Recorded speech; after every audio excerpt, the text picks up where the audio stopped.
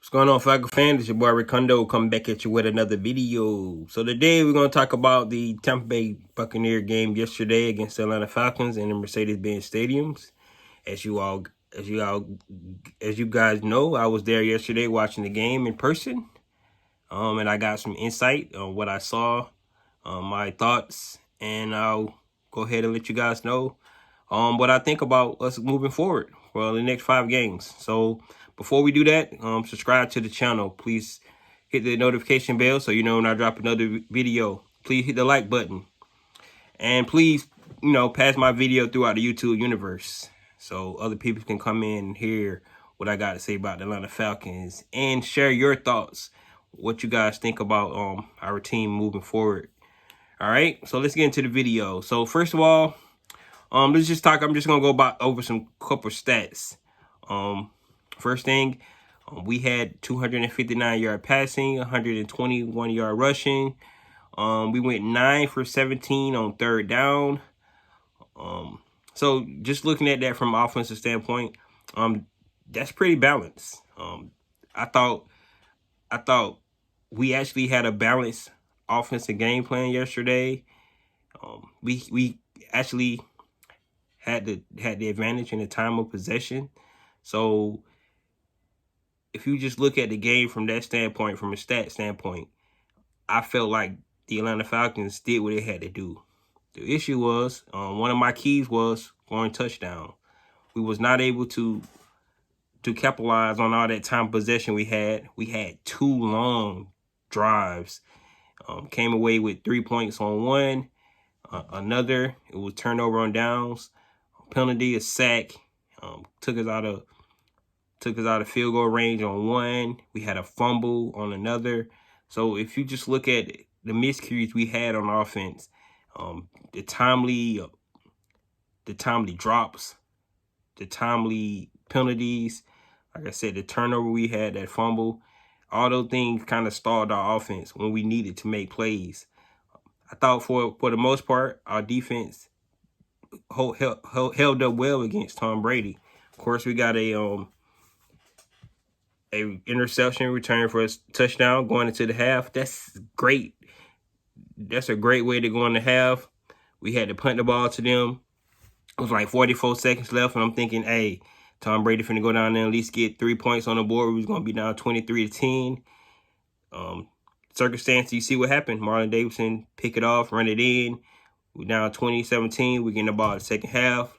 We're driving the ball down on start the second half, and we get a fumble after a big play reception from Russell Gage. So we was right there looking at the game. I felt good about the game. I know you guys felt good about the game. Looking at the score, it always looked like we wasn't in the game.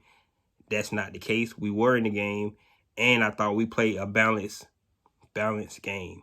We ran the ball well again. That's 2 weeks in a row where we ran the ball well. So that's progression that we want to see from this team, and we just have to stay with it. Keep trying to be balanced. Keep trying to get better each week. But it's coming closer and closer to the end of the season. And if we do want to get that playoff push, we got to start putting some wins together, start playing the complete game.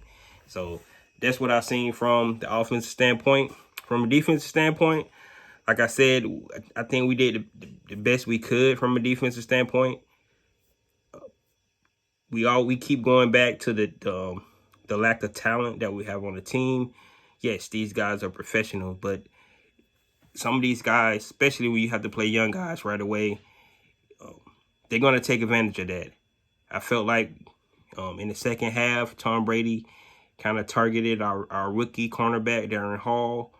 I think the stats was they targeted him 14 different times in the second half. So Tom Brady picked out one of our young guys, and he took advantage of it. The matchup, we really don't have anybody that can match up with Rock Gronkowski in the red zone. 2 touchdowns from him. So the talent showed and on the defensive side more than I think it showed on the offensive side. But I will get to the offense in a minute about the offensive line. I'll say that to the end of the video. But I thought that the the offense, I mean the defense from a talent standpoint, it just showed they had more talent on offense from offensive the standpoint from the weapons they had, the receivers, their tight end. We just didn't have enough veteran seasoned guys to be able to combat Tom Brady. The biggest thing that really hurt us in this game on a defensive standpoint was no pass rush. We only hit Tom Brady one time, no sacks. Just think about it. The guy that everybody calls the GOAT, Tom Brady, he get hit one time in the entire game. That's not going to help. That's not going to work for any defense. If you're not going to get pressure on Tom Brady, you don't even put any hits on him, you're not going to bode well in the game. So for us to be in that game and only hit Tom Brady one time, it says a lot about the progress we're making with, in my opinion, a team that is less talented than the team we were playing yesterday. So from a defensive standpoint, hats off to the Tampa Bay Buccaneers for executing. And I think that's where we fell short was our talent and our youth. We were playing a lot of young guys in the game. Two of our young guys got hurt. Hopefully they're able to go this week. That's Richard Grant and Okendeji. But from a standpoint of just the talent wise, I thought we were just outclassed yesterday from our defensive standpoint to the offense. They had too many weapons over there. One good point was they only rushed the ball for like 59 yards. They knew they couldn't run on us. They tried, but wide run it when you can just pass it down the field. That's what they was able to do because we wasn't getting the pass rush, and it showed. So when you look at the game, look at the score, and you think about our defense sucks. Not really.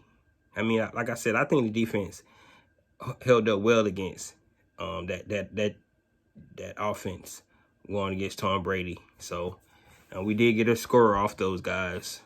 So that's one of my keys was cause a turnover, and we got one. Only problem is we gave up a turnover. I think if we would not fumble that ball going down to start the game, start the second half, we probably would have took a 24-20 lead, and then, hey, we never know what would have happened after that. So let's just think about that, and moving forward to looking at what we're gonna do these last 5 games. All right, 1 week at a time. We got Carolina coming up, and that's the only thing we need to be focused on. We need to go back and look at the film. These guys need to see what they need to work on, see what they need to do better. And let's get to what I really want to talk about. And that's Matt Ryan. Hey, from where I stand and from where looking at the league and being an Atlanta Falcon fan for all these years, Matt Ryan, the toughest NFL player in the league. Matt Ryan get hits like every play. He got hit 11 times yesterday, sacked 5 times. I mean, just think what I just said. Tom Brady got hit 1 time the entire game.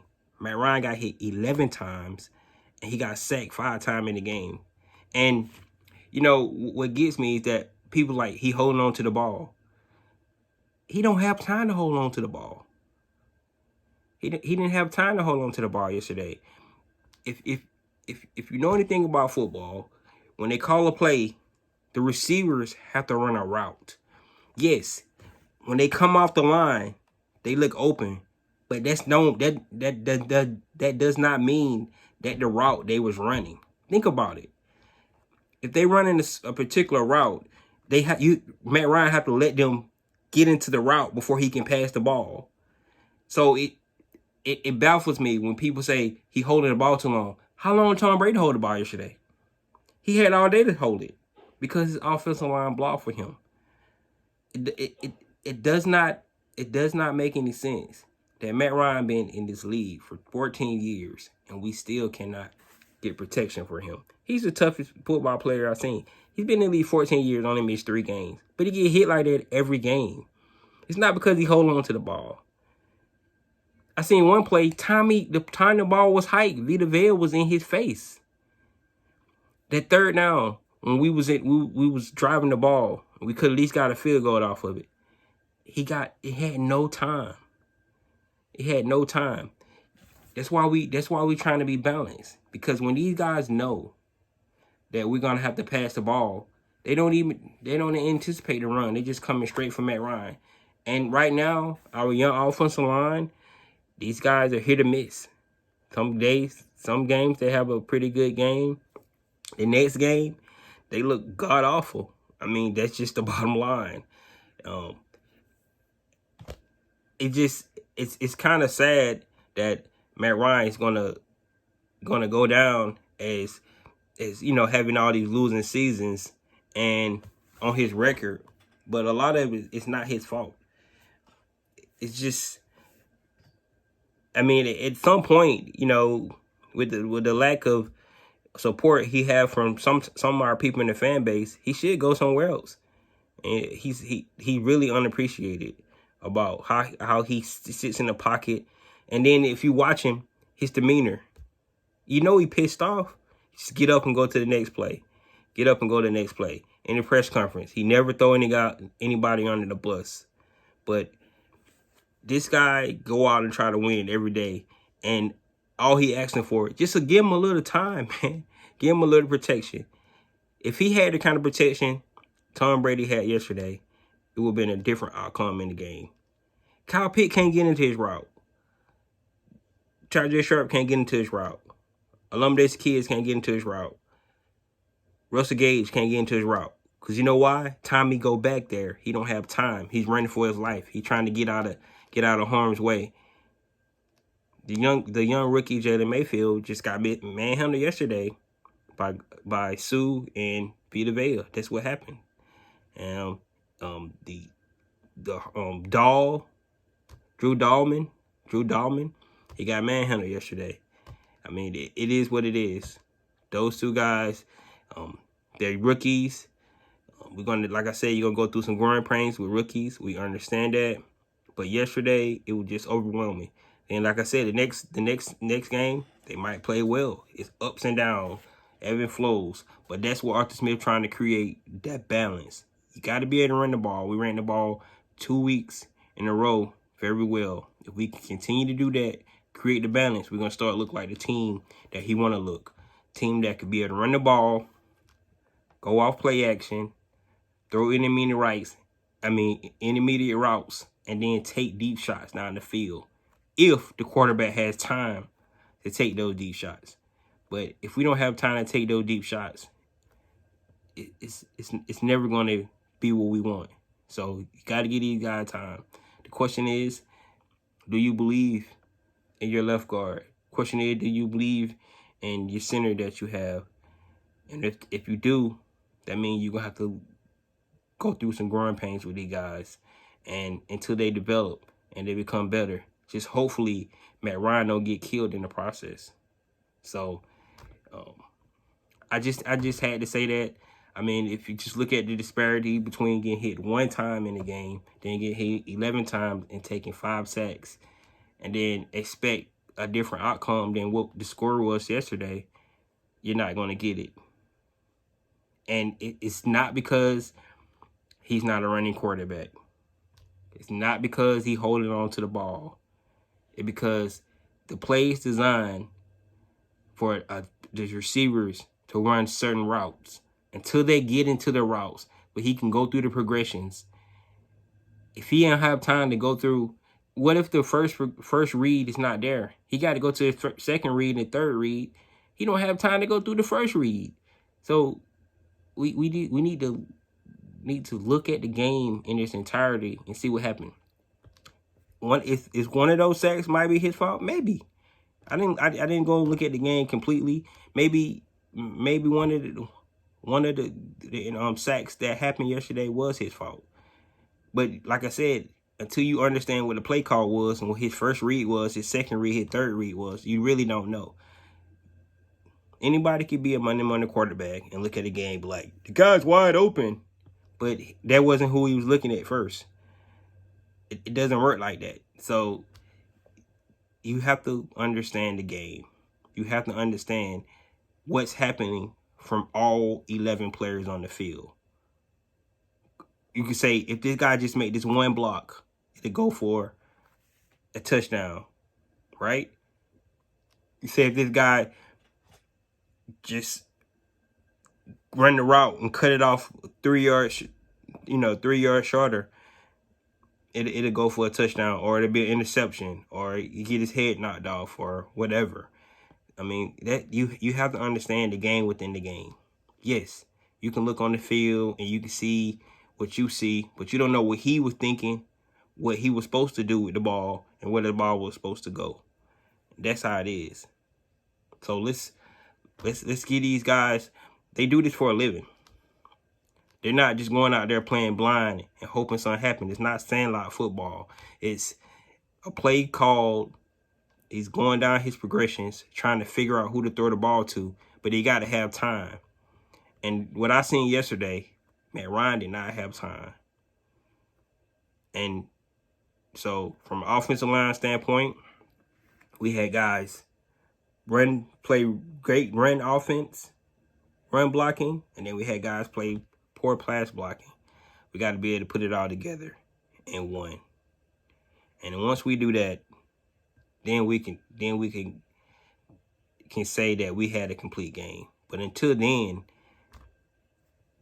I mean, this is what we're gonna get. We're gonna be up and down, and this is the kind of team you expect to be up and down. I talked about the talent. It's lack of talent in some positions. It's gonna show up every now and then, but then with the positions where we're strong, when those guys play well, we're gonna win some games. And that's where we're at now. We're 5-7 because of some of the guys that we have won games for us, and then some of the guys that need time, they need the reps. They the ones probably have lost the game in some areas. And then when the whole team don't play well, those other games. So if you look at the Dallas game, the New England game, the Philly game, where the whole team didn't play well, those 3 games, just chalk those up to losses. The other 4 games, I think it was a mishap by certain players at certain times in the game, certain moments of the game, where if we would have played better in this spot, the Washington football team game, Deion Jones would have made that tackle on McKissick, we probably would have won that game, right? So look at games like that. But that's where we're at. That's exactly where we're at in the middle of December. We'll start December. And the good thing about it, we still in the playoff hunt. We're 1 game out of the 7th seed, which is the 49ers playing 6-6. We have them on the schedule. So at the end of the day, we control our own destiny. If we can win out, and I know that's what every other team in the hunt right now is saying the same thing. They can win out. They have a chance to be in the playoff hunt. But that's where we're at. We're right along with about 5 or 6 other teams, still vying for their 6 and 7 seed right now, and the wild card spots.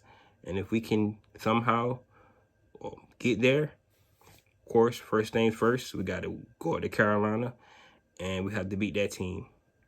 Then we got to go out to San Francisco and try to beat that team. Then we need to come home the day after Christmas and beat the Lions. And then go to Buffalo and beat Buffalo. And then end the season beating the Saints. It sounds like it's impossible, but you have to just take it 1 week at a time. And I think these guys really have opportunity to do that.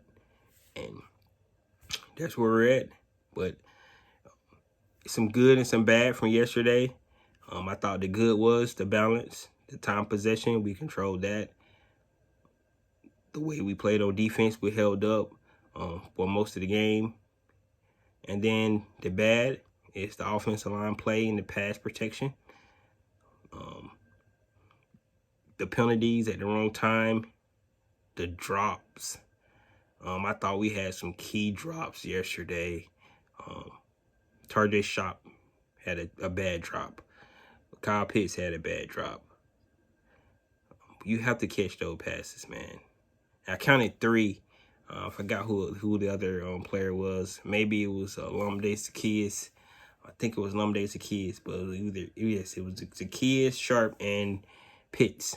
3 drop passes yesterday, and all 3 of those plays was momentum plays.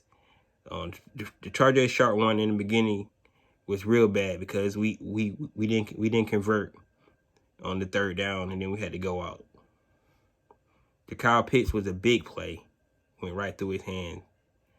And Lamade Zaccheaus drop. So we have to start making catches. Like I said, every play that we make right now and for our team is hard.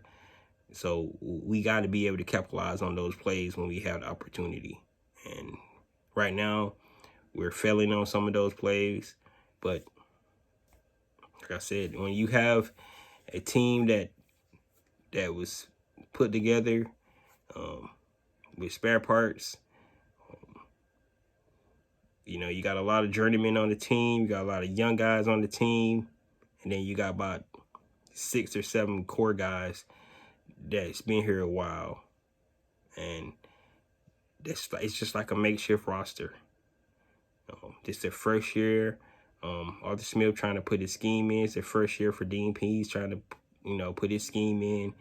And like I said, with a roster like this, and to have 5 wins on the season with 5 games to play, speaks a lot about where we want this team to go. No, we're not happy with 5 wins and 7 losses. But if you look at the team in its entirety, look at the new regime. Because if it was Dan Quinn and we was 5-7, yes, understandable. How are we 5-7 with the roster that we've been having? But this is not Dan Quinn's team. This is the Arthur Smith team, a new team.